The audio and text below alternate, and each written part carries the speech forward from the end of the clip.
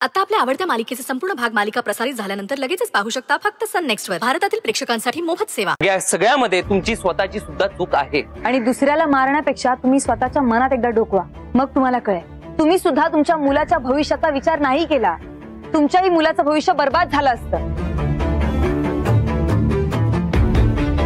त्यामुळे सगळ्यात मोठा दगाबाज तो आहे, सरपंच। पण त्याने काय केलं? त्याने दगाबाजी केली। त्यामुळे सरपंच दगाबाज, त्याला सोडायचं नाही। हो बरोबर आहे, बरोबर आहे।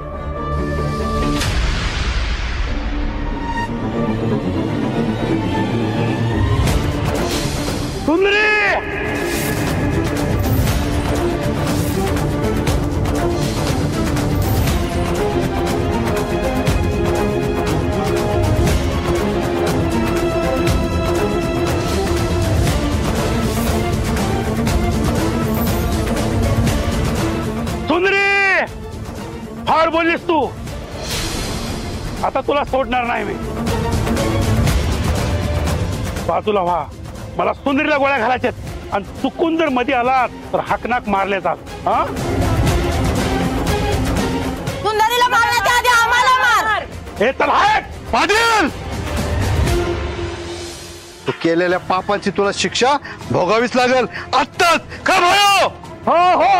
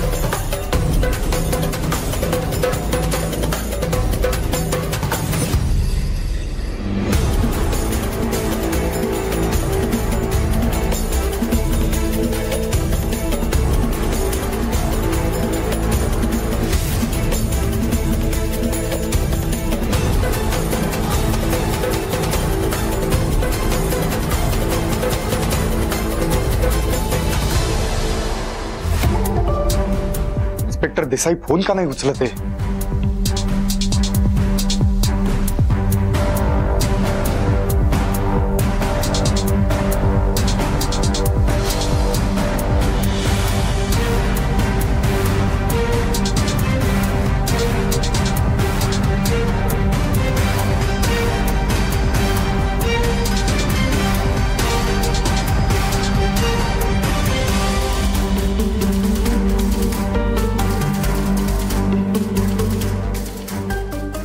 हे बघा, मी तुमची माफी मागतोय।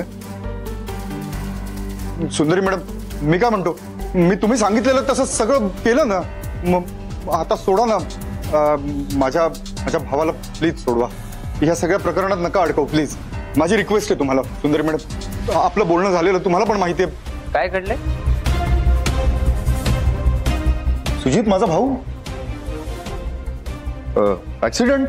कुठला ऍक्सिडेंट? असं काय करताय? सुजितच्या गाडीखाली येऊन तो गेला ना, शामराव। हो गेले? हो। नाही, शामराव कुठे गेले? शामराव आहेत ना। हा म्हणजे एक मिनिट, शामराव।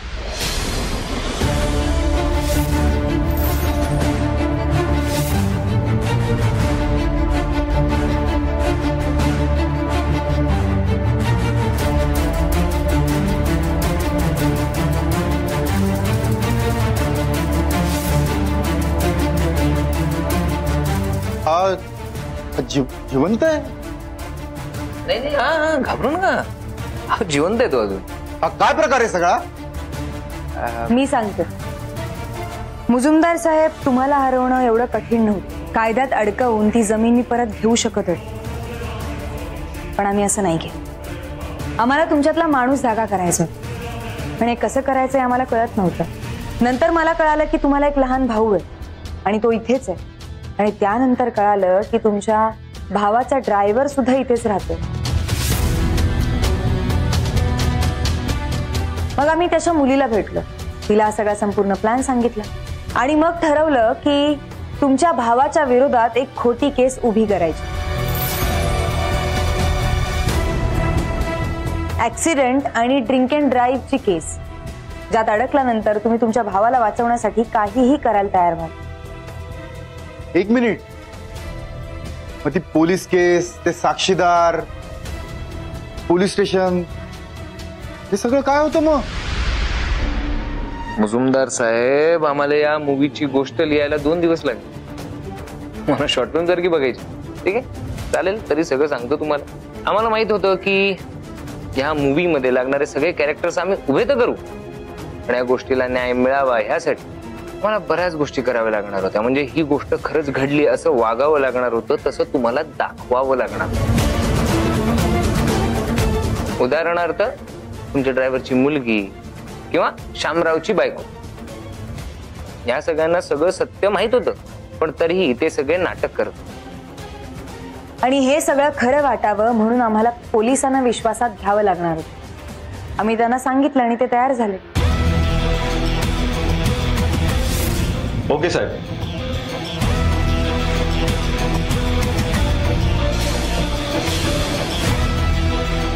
काय म्हणाला मुजुमदार? त्यांनी ड्रायव्हरला लपवायला सांगितलंय, त्याच्यासोबत त्याच्या मुलीला सुद्धा आणि त्या मृत व्यक्तींच्या घरच्यांना सुद्धा लपून ठेवा म्हणाला.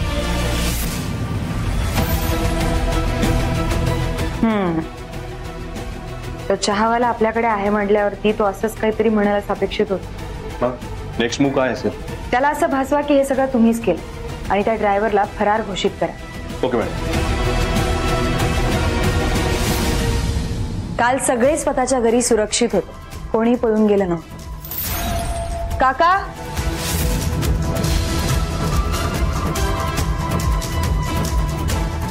मोहन,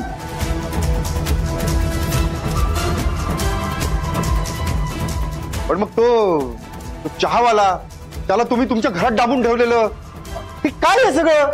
हो हो, सांगतो, सगळं सांगतो. आधी पाणी घ्या, पाणी घ्या, घ्या घ्या.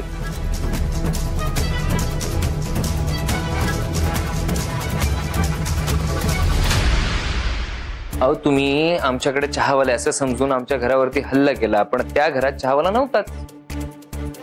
म्हणजे होता, नाही नव्हता. एक मिनिट. हा गणेश,